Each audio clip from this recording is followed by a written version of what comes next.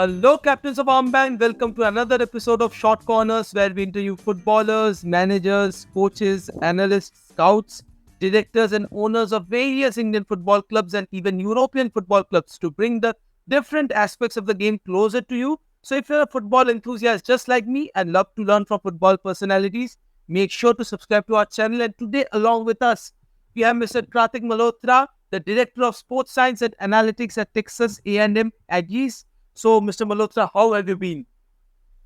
I've been wonderful. Thank you. The weather has been great. And yeah, it's been awesome. And hopefully today's session will also be very pleasant. Hopefully, but I will just go into talking point. I know you are a busy man, so I will not let you get drawn here. So, what initially drew you to the field of sports science and football analysis? And how did your journey in this field begin? So I'll answer the second question first. When it came to, like most Indians, I studied engineering. You know, as I was studying engineering, I was in my second year and I was like, what am I doing with my life? Because I had always been into sports. I had played sports. At that point, I was playing for a third division club in India. Now looking back at athletes and, especially the guys that I work with, even though it's a different sport, I mean, I realized how bad I was. But yeah, it was great. But, while studying engineering, I asked myself, what am I doing with my life? I want to do something in sports and I want to get back in sports. But again, you move from success to success and not from failure to failure. I couldn't even think of leaving engineering. I wanted to get a degree, but I said, let's start working in sports. So my first job in sports was as a sports journalist for the Indian Express. I did obviously the journalistic duties, but I did a lot of analysis, a lot of columns, breakdowns of games. From there, I got a call from France, which was kind of a surprise. This guy had gone through some of my stuff. I'm talking 2009 here. This guy from France wanted to hire me as a sports analyst for his company because he knew I also had an engineering, AI, data science background. So I was traveling all over the country covering games. In some real form, I started covering Indian football. I mean, on a consultant basis, I was working with a couple of clubs.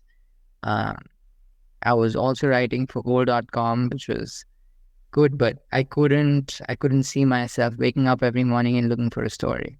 So I decided to stick to the analysis part. I worked in India for a year and a half after finishing my engineering. Moved to the US. Actually, I'll tell you a story here.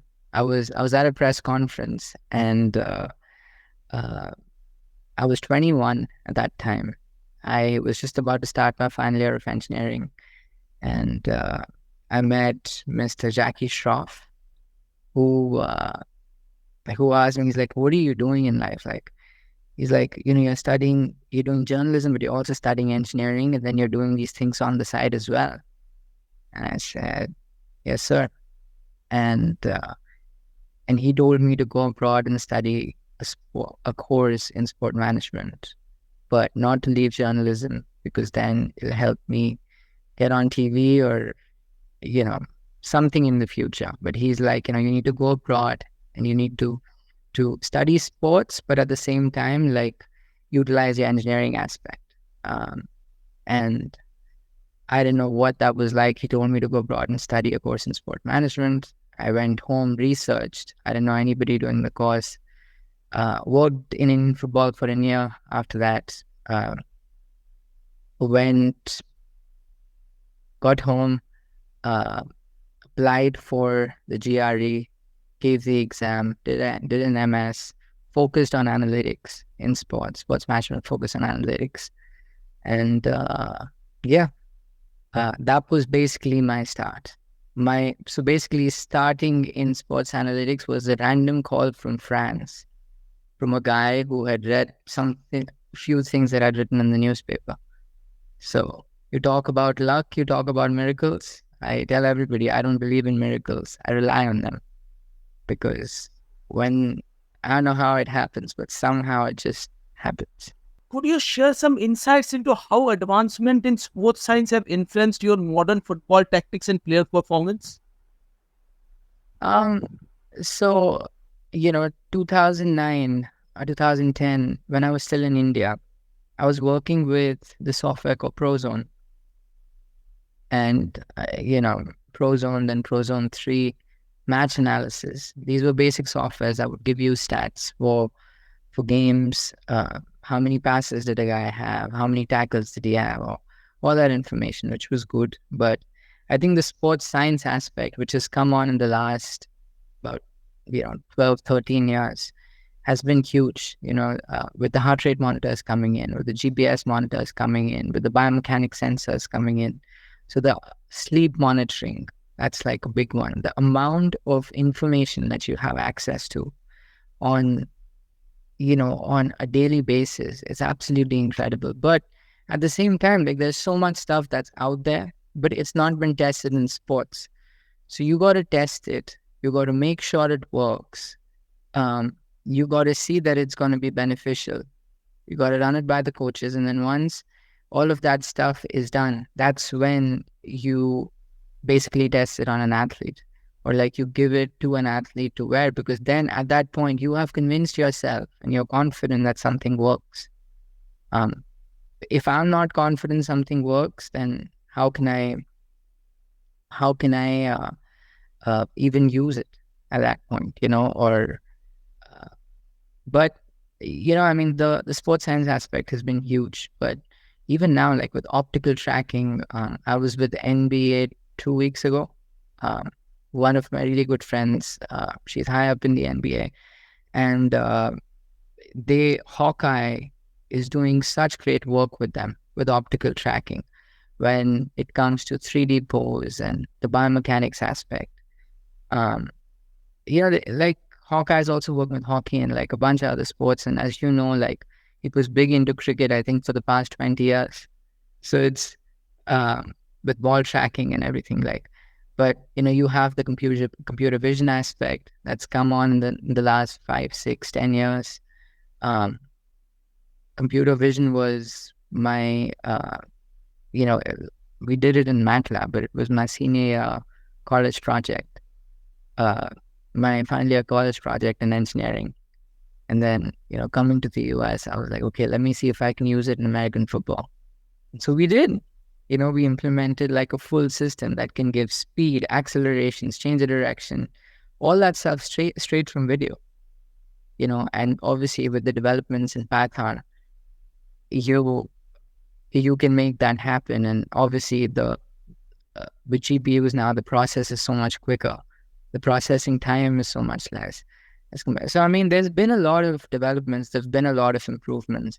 And they haven't only been in the analytics field, the amount of data that you can get, but it's also been in the injury prevention aspect. And, I mean, and the thing is, there's so much more that we can do. There's so much more that's going to happen, but technology can be a bane and a boon, right? You got to be really careful with what you use, how you use, because a lot of times, like, if you don't trust the data 100%, then it's a very risky road to go down. So you just got to be careful from that standpoint. One traditional battle between the two most odd powers, that is, how do you navigate the balance between the traditional coaching methods and the emerging scientific insights in your approach to football analysis? And I will just add this one point, because this has been a source of debate for a long time. Because once part of the ecosystem believes that yes, the traditional method are still useful, but again, we can integrate data. But the other part says yes, data can become a very integral part of the whole system, and you can design the system around data as well. So what will be your take on this one? So there needs to be a sweet medium in the middle.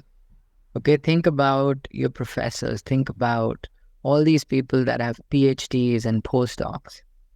Now take a football coach. right? Take a cricket coach and think of think of the field or the pitch as his lab. He's doing that testing every single day on his players, seeing what works, what doesn't work, what works for this player, what doesn't work for this player. And, the greatest thing is some of the greatest coaches around the world, could be any sport, are using data to their advantage. So when it comes to injury management, so back in the day, like you would wake guys up at 4:35 a.m. and have them run for 5 miles. Is that applicable to the sport? Probably not. So they have to tweak their methods, to focus more on accelerations and change the directions and sprint work, or whatever the sport demands.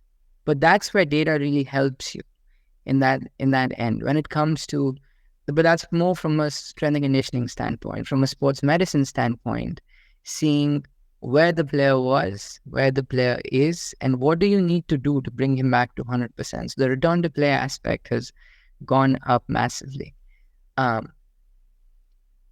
Thirdly, when you talk about the sports coaches, the sports specific coaches, so in soccer you could have your strikers coach. In American football, you could have a wide receivers coach or your quarterbacks coach. Now, there are going to be certain positions like box-to-box midfielders in soccer. They cover the most distance, right? Your strikers have the highest sprints.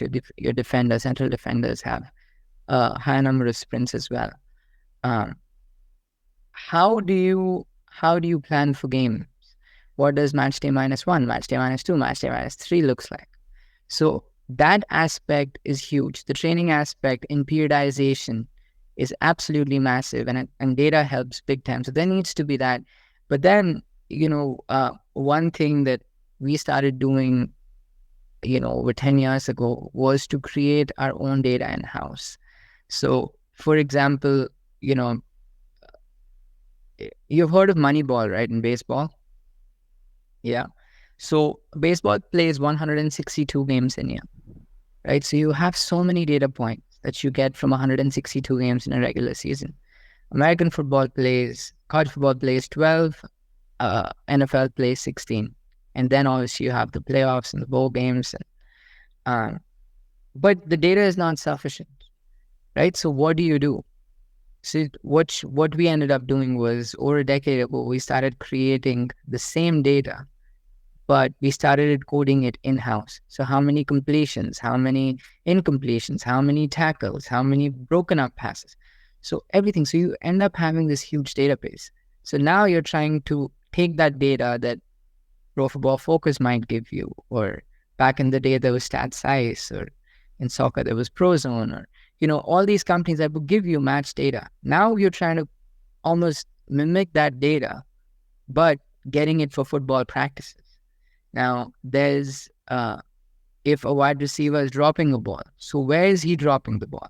You divide the whole body into 9 boxes, dropping it here, here, here. Where is he? But one day practice may not tell you much. One day stats may not tell you much. But you look at it over a period of a week, 2 weeks, 3 weeks, a month, and it paints the picture.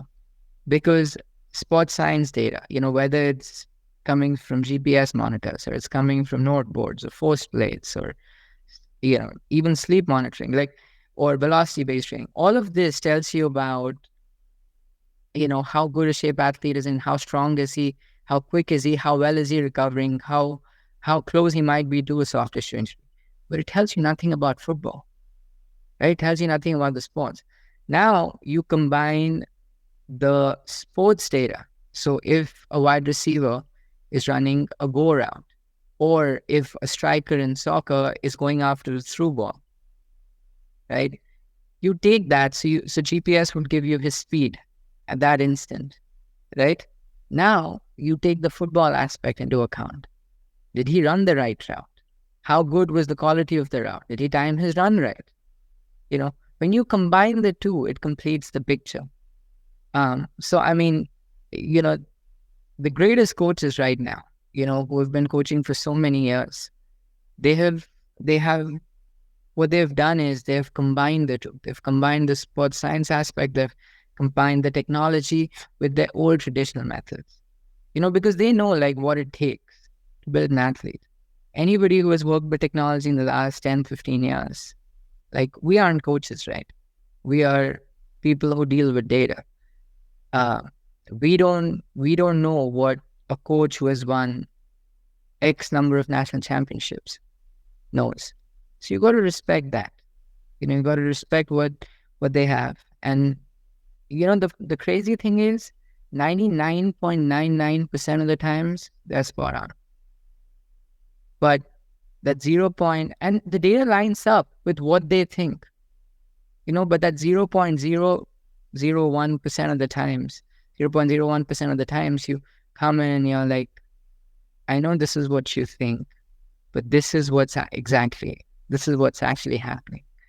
So, you just, you got to respect what they do because they are geniuses in their own way, and you got to also bring what you can bring to the table and try to invent and innovate all the time. And most importantly, learn a coach's language. I think that's where a lot of people tend to go wrong. If I'm trying to present something to the coach, it's not for a coach to learn my language. It's for me to learn a coach's language and to translate it so that he can understand and so that, it makes sense to him. How important are mental conditioning and the psychological analysis is in optimizing football, soccer, cricket, tennis, hockey, any performances? Because we know data has taken over a bit, and yes, in a very good manner. So I will just want to ask you on this. So mental conditioning is huge, right? Like, if you speak to most coaches, they will always tell you when you play the sport, when you're on the field at that moment, you got to try to take as much of emotion out as possible. Because, obviously emotion is important. It drives you, all of that. It can be very positive, but can also be negative. When you're out there to do a job, you do your job. Sports psychology is very important and mental conditioning, because you have certain goals that you have to accomplish at certain times of the game, on the field and off the field. And mental conditioning helps you train your thoughts, to see certain things and to trust the process. See, everybody goes after success, right? Like, why is this, we got to win. But you can't control winning and losing. But what you can control is the process. And whether you're a coach, whether you're a player, you got to stick to your process and you got to trust the process that the organization has set out for you. And that's where this becomes huge. Second thing, when you talk about the transfer market, when you talk about recruiting players and scouting players, at the NFL level, there's a company that does cognitive testing. There are a few teams that are doing it, and they're doing a fantastic job. And what they do is they use cognitive testing to understand players, to understand, how distracted are they, and do they have distraction control or not. There are few metrics, but psychology and mental conditioning is very, very important.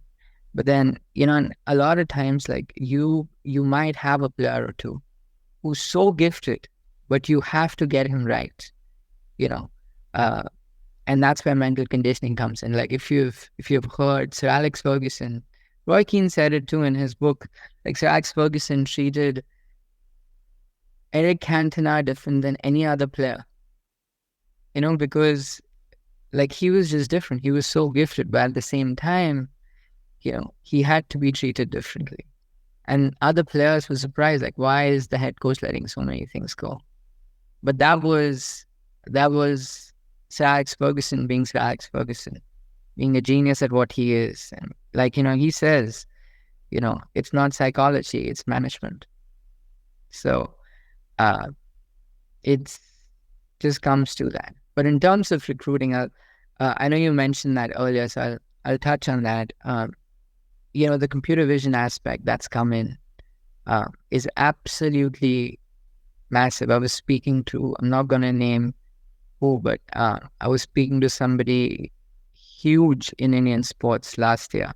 It was in India, and and I was speaking to him about scouting Indian athletes, 12, 13, 14-year-olds at, using computer vision, seeing their speeds, installing cameras, seeing their speed, seeing their accelerations, seeing their change of directions as they're playing for their schools, as they're playing for their academies, uh, and seeing who athletically is good enough to, for example, if you want somebody who's really fast, who can play on the right wing, who is fast enough at 14, 15 years of age, 16 years of age, who is ready. Then you can, train him to learn stuff, learn skills, learn the position, and have him ready for football. But again, it works both ways. A lot of times, like, your best athletes may not become the best football players. But at the same time, me being an engineer, me being in the position that I am, you always want to look for that edge, and you wanna always see, okay, what can I do next? How can I help? Whether it's my country or the team that I work for, what can I do next? And some of these ideas may work, may not work.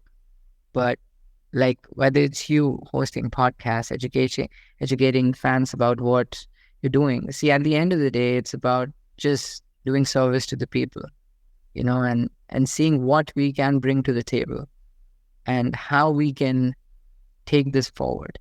Because I think what sports gives you an opportunity to do is to be a part of something much, much, much bigger than you. And I think whether it's working for different teams in America or even consulting them, I think that's the greatest thing, right? You get to be a part of something so much bigger than you. And that's a blessing. I remember I was working for a company for 1 year in the middle. And I was like, what am I doing? Because it just never seemed like it was anything, so big. But when you work for a team, when you're trying to do something for the country, it's so much bigger than yourself. And that's a blessing, to be having an opportunity to contribute into work.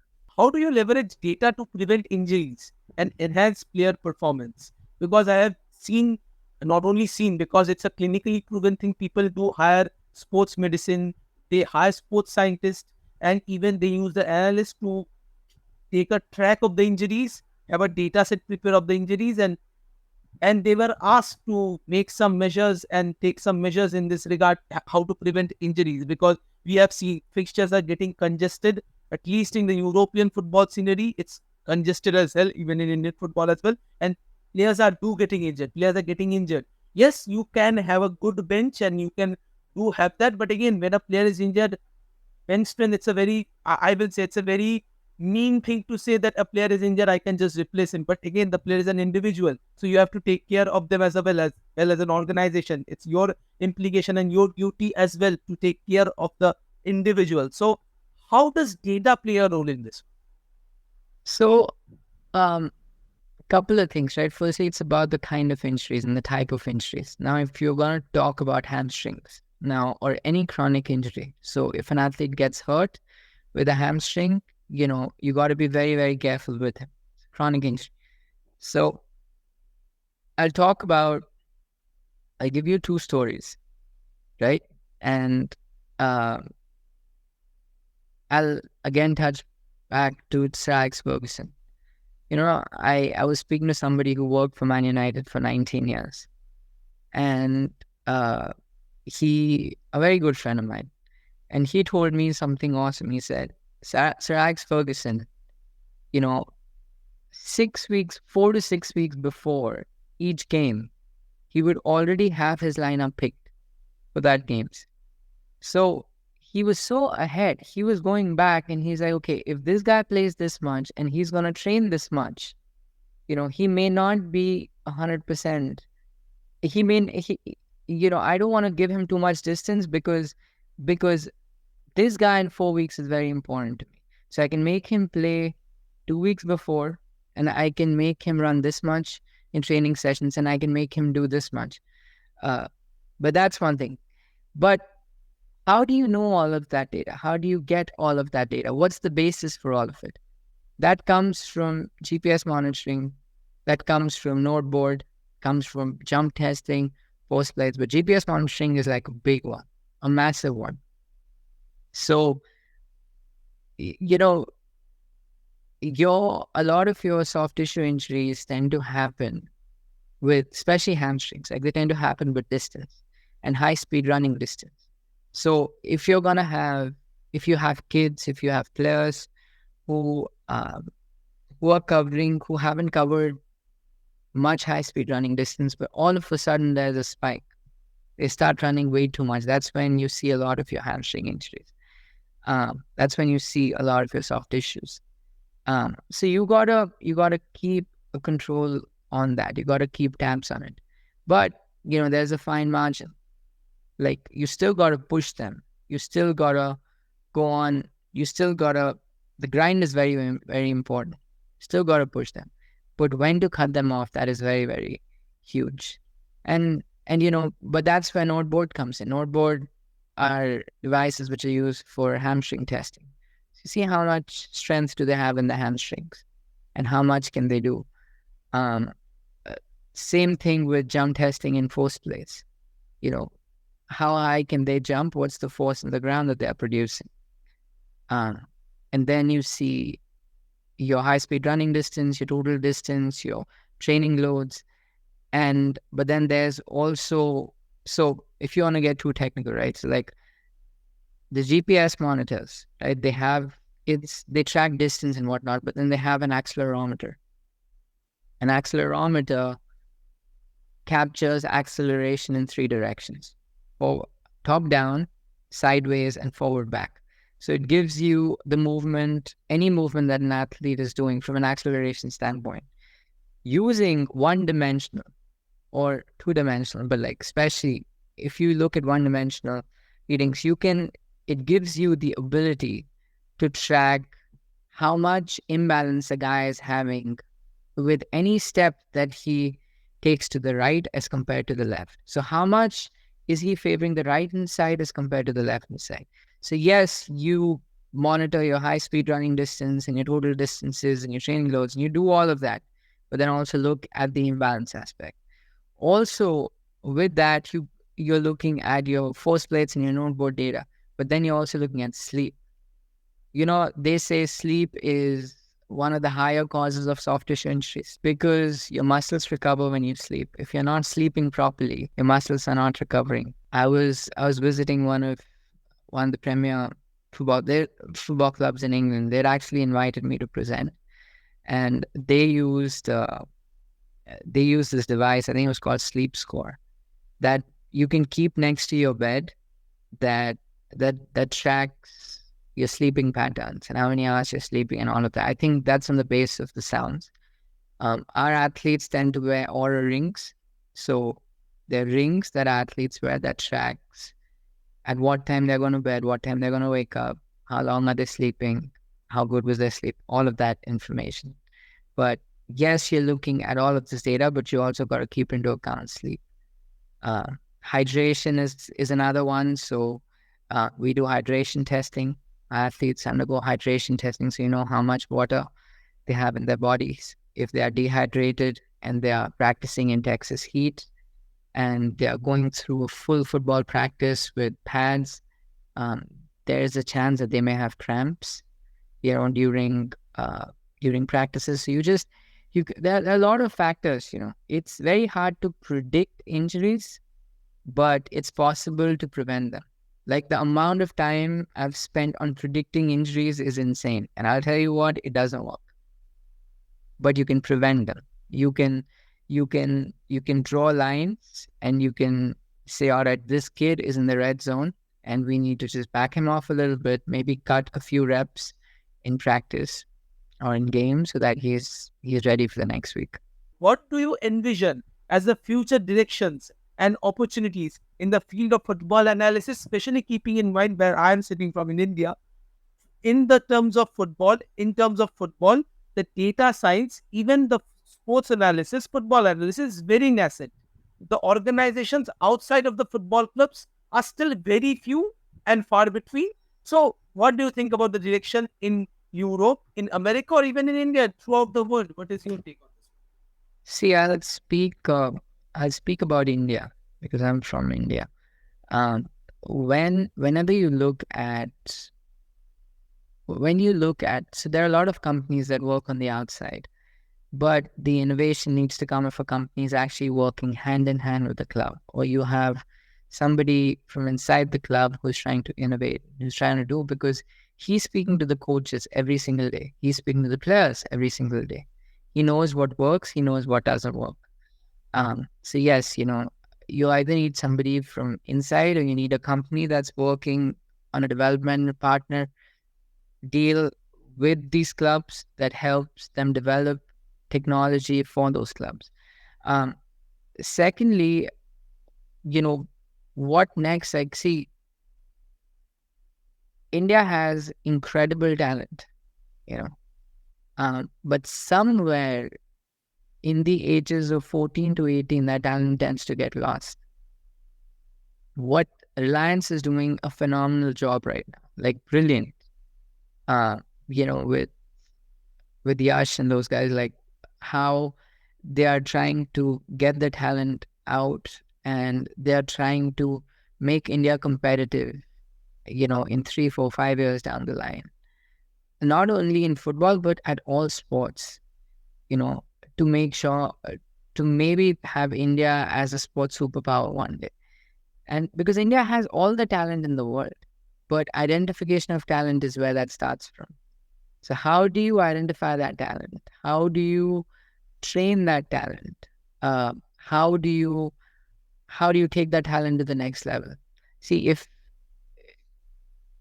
I'll speak of my own thing. I come from a middle class family, and when if you would have told me in seventh or eighth standard to move to a different city and train and play, that just becomes difficult.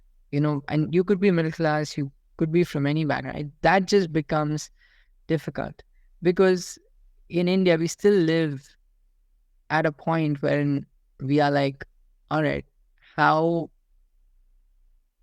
there is no sport, there's no future in sports. If you can't get an IPL contract, if you can't play for one of these IPL teams, there is no future. What will you do? But and so that becomes difficult, you know, and that's the tough thing. But somewhere India will get there, because there are a lot of people, especially Reliance, they're doing a phenomenal job. Like, you should honestly go visit them. They're doing an incredible job. They're trying to build like an IMG kind of system. How IMG is in the US. He's trying to build that kind of a system, and they're trying to get the best talent from India. They're trying to train them. They're trying to educate them. They're giving them, healthy meals, getting them ready to play, but till the time you don't have that kind of an organization, it's tough. In terms of clubs, what is needed, how is needed, how can you make India, a powerhouse when it comes to sports analytics or finding athletes. I think that's not only on the companies and the clubs, but it's also on people like us, wherein we need to educate. Like, I've been such a huge proponent. Like, I remember 2017, I went to Symbiosis. I was like, is there anything that I can do? Because they were the first ones in the country, or like at least in the area, to do like a sports science graduate level course or something. And I said, is there anything that I can do in my right to educate the kids, to give them my experience? I don't want anything. If I could have somebody come over, maybe for an internship, to learn from me, like, can I just do that? Because that's something that, they may or may not get. But even if like they can't come here, but I can, educate them from here, tell them how things are done, how analysis is done. If I can help them, that's going to be huge. But I think the next step is basically divided into two domains. I think people need to look at scouting talent, getting the right coaches in place, seeing what's needed and what's going to take it to the next level. But then there's also educating the general Indian public, trying to get more sports scientists, trying to get more sports analysts, trying to see if there's a field that's out there. And I think, I mean, the great thing about India is it's 1.4 billion people, right? So there is no limit to what we can do. If you're telling me there's not one 10-year-old that can run a crazy good track time for a 10-year-old in India, I'd say you're crazy. We just don't know who it is. You got to go and find. And that's where computer vision can become huge. And that's where pose estimation can become huge. Like that. Like, I mean, what India and like companies have in front of them is a gold mine in India. You can do anything you want. That was all for today. We need to end our session here. Thanks, Mr. Kratik Malhotra, for being with us today, and to all of our viewers, thanks a lot for tuning in. Make sure to subscribe to our channel for more such podcasts like this and like this one. I will say like this one. So until next time, it's goodbye from Armband.